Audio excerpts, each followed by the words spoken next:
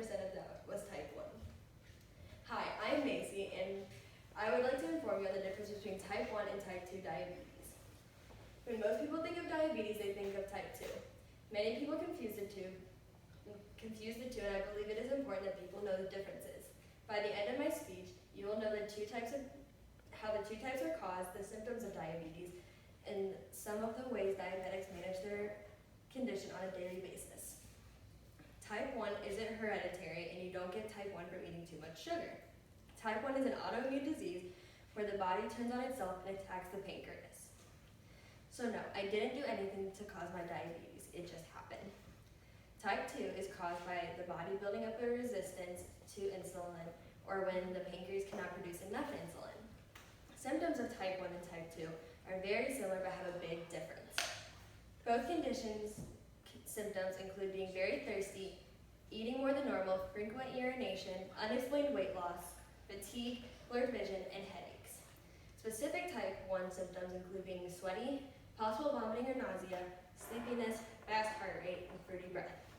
Specific type 2 symptoms include dry mouth and very rarely can cause unconsciousness. With the symptoms being so similar and not very specific, the conditions can be misdiagnosed for each other. So type 1 can be type 2, and type 2 will be diagnosed as type 1. With both conditions, the treatment is also very similar. With type 1s and type 2s have to give themselves insulin, but also have to do finger pricks to check their blood sugar.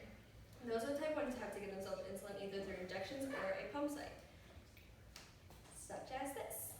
Those with type 2 give themselves insulin by an injection or take a pill to tell their pancreas to produce more insulin.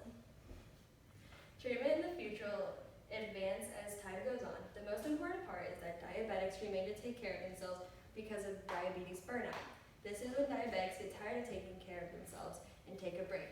This is dangerous for their current and future health since there is no current cure for either one. If a diabetic has a high blood sugar of over 200 for a long period of time, they could experience an early death since their organs are working harder than normal.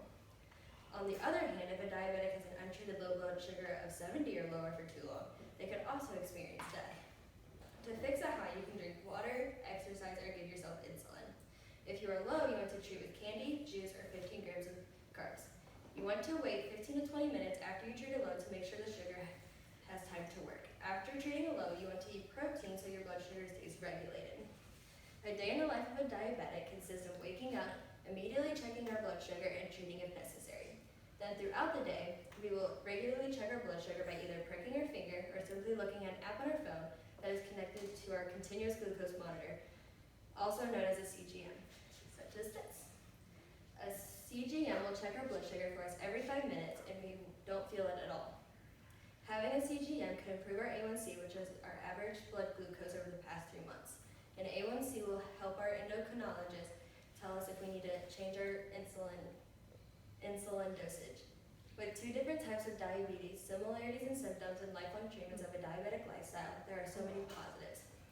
You get to meet new friends, have others that can help you through the rough times and genuinely understand, and you can have an opportunity to simply save someone's life by knowing the symptoms and knowing the difference.